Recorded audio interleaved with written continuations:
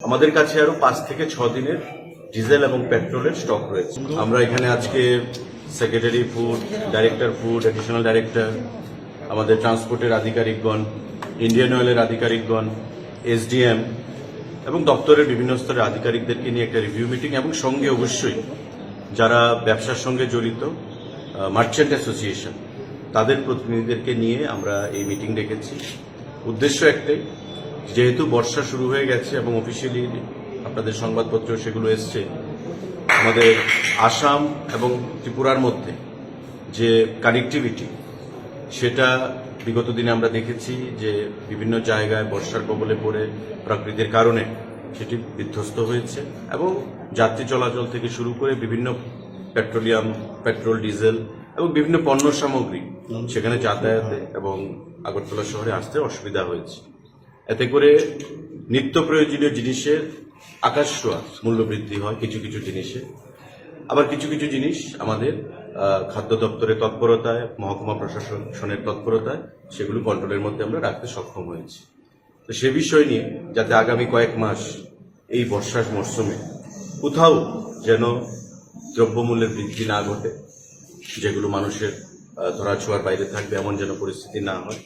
কারণ আপনারা জানেন যে আমাদের দপ্তর থেকে, মহকুমা প্রশাসন থেকে প্রতিনিয়ত আমাদের যে রেড কর্মসূচি চলছে, পেনাল্টি ইম্পোজ করা হচ্ছে, যারা অনৈতিক কাজের সঙ্গে যুক্ত, অসাধু ব্যবসার সঙ্গে যুক্ত, তাদেরকে ডেকে এনে সেখানে ফাইন প্রদান করানো হচ্ছে। এই জিনিসগুলো নিয়ে আমরা এখানে বসবো এবং এই কয়েকটা দিন কিভাবে জিনিসপত্রের যোগানকে স্বাভাবিক রাখা যায়, তৎসঙ্গে জিনিসপত্রের মূল্য কিভাবে নিয়ন্ত্রণে রাখা যায়, মানুষের যেন কোনো অবস্থাতেই অসুবিধার মধ্যে পড়তে না হয়, সে বিষয় নিয়ে আজকের এই মিটিং। পাশাপাশি আপনাদের অবগতির জন্য এটা আমরা গতকালও বলেছি যে আমাদের কাছে আরো 5 থেকে 6 দিনের ডিজেল এবং পেট্রোলের স্টক রয়েছে, সাফিসিয়েন্ট স্টক, খাদ্যদ্রব্যের সাফিসিয়েন্ট স্টক রয়েছে। আমাদের যে লামডিংয়ে রেল লাইন, সেই রেল লাইনে আপনাদের রেমেলের কারণে যে ঘূর্ণিঝড় ছিল তাতে কিছুটা ক্ষতিগ্রস্ত হয়েছে, কিন্তু রেল লাইন বা রেল ট্র্যাক ড্যামেজ হয়, যে রেল আসতে সেখানে অসুবিধা হবে। তার জন্যে কাদা জমেছে, জল জমেছে, সেগুলো সারাইয়ের কাজ যুদ্ধকালীন তৎপরতায় চলছে। নর্থ ইস্ট ফ্রন্টিয়ার রেলওয়ে, যে এনএফ রেলওয়ে, তাদের জিএম এর সঙ্গে আমারও কথা হয়েছে। আমাদের সেক্রেটারি ফুড বিভিন্ন সময় আধিকারিকদের সঙ্গে যোগাযোগ রাখছেন, ডাইরেক্টর সাহেব যোগাযোগ রাখছেন এবং আমাদের মুখ্যমন্ত্রী, আপনারা জানেন যে গতবার ঝাটিঙ্গাতে গত কয়েক দিন আগে যে রেল ড্যামেজ হয়েছিল, লাইন ডিসরাপশন হয়েছিল, সেটাকে রেস্টোর করার জন্য আমাদের মাননীয় মুখ্যমন্ত্রী কেন্দ্রীয় রেলমন্ত্রীর সঙ্গে কথা বলে খুব তৎপরতার সঙ্গে এই রেল লাইনকে আবার পুনরায় সঠিকভাবে চালু করতে সক্ষম হয়েছে। তো সেক্ষেত্রে গতবারের যে পরিস্থিতি ছিল, প্রায় 12 দিনের মতো পেট্রোল ডিজেলের সংকট ছিল, সেই সংকট আমরা কাটিয়ে উঠতে পেরেছি আপনাদের সকলের সহযোগিতায়, জনগণের সহযোগিতায়। এবার কিন্তু সেই সংকটটা নেই। এবার রেল ড্যামেজ হয়নি, কানেক্টিভিটি আমাদের অসুবিধা হয়েছে এবং এনএফ রেলওয়ে আমাদেরকে আশ্বস্ত করেছেন যে আগামী 1 তারিখের মধ্যে খুব সম্ভবত এই যে বন্ধ রয়েছে যে কানেক্টিভিটি, সেটাকে আবার রেস্টোর করা হবে। সুতরাং যে 5 থেকে 6 দিনের আমাদের কাছে পেট্রোল এবং ডিজেলের যে মজুদ রয়েছে, স্টক রয়েছে, সেটা আমাদের কাছে সাফিসিয়েন্ট রয়েছে।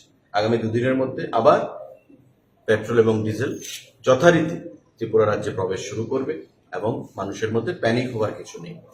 পেট্রোল এবং ডিজেল যে পাম্পগুলো, আমাদের পেট্রোল পাম্পগুলোর মধ্যে আমরা সবসময় দেখতে পাচ্ছি একটা আতঙ্কের একটা ছবি এবং একটা ভিড়, যে হয়তোবা আবার ক্রাইসিস শুরু হবে। আমি আপনাদেরকে দপ্তরের দায়িত্বপ্রাপ্ত মন্ত্রী হিসেবে আশ্বস্ত করতে চাই, এমন ধরনের কোনো ঘটনা ঘটবে না। আশ্বস্ত থাকুন আপনারা। এবং এখানে আমাদের আধিকারিকরা রয়েছেন, সেক্রেটারি, ডাইরেক্টর, এডিশনাল ডাইরেক্টর থেকে শুরু করে, যে প্রতিনিয়ত আমাদের রিভিউ মিটিং হচ্ছে আধিকারিকদের মধ্যে। আমরা স্টক নিচ্ছি কোথায় কি রয়েছে এবং যেটাই কোনো অসুবিধা হচ্ছে আমরা কর্তৃপক্ষের সঙ্গে যোগাযোগ করছি, মাননীয় মুখ্যমন্ত্রীর সঙ্গে যোগাযোগ করছি। শেখেরপুরের আইওসিএল যে মজুদ ভান্ডারটা এটা আমাদের আরো প্রায় 6 মাস থেকে 1 বছর সময় লাগবে কমপ্লিট হতে, এবং এটা যখন হয়ে যাবে আমাদের রাজ্যে বাফার স্টক সেটা আমরা সম্পূর্ণভাবে রাখতে পারবো, কোথাও কোনো ক্রাইসিস হবে না। ইভেন রেনি ডেজে আমাদের এই মনসুনেও কোনো অসুবিধা হবে না। এখানে যা স্টক থাকবে ত্রিপুরা রাজ্যকে কয়েক মাস চালানো সেখানে সম্ভব হবে, কোনো অসুবিধা নেই। আর বর্তমানে আমাদের যা ডিপো রয়েছে সেখানে ধর্মনগরে, সেখানেও এই যে রিমেল যে ঘূর্ণিঝড়, সেখানেও ক্ষতিগ্রস্ত হয়েছে, জল প্রবেশ করেছে ট্যাঙ্কের ভিতরে। তো এক্সট্রা মজুদ রাখার ক্ষেত্রে সেখানেও কিছুটা অসুবিধা। তারপরেও আমাদের কাছে 5 থেকে 6 দিনের সেখানে স্টক রয়েছে। এবং খাদ্যদ্রব্যের কোথাও চাল বলুন, ডাল বলুন, চিনি বলুন, তেল, প্রত্যেকটা ক্ষেত্রে আমাদের কোনো ধরনের কোথাও দ্যার ইজ নো ক্রাইসিস হোয়াটসোএভার। আমি আপনাদের মাধ্যমে রাজ্যের জনগণকে সেটাই আশ্বস্ত করতে চাইছি। ধন্যবাদ।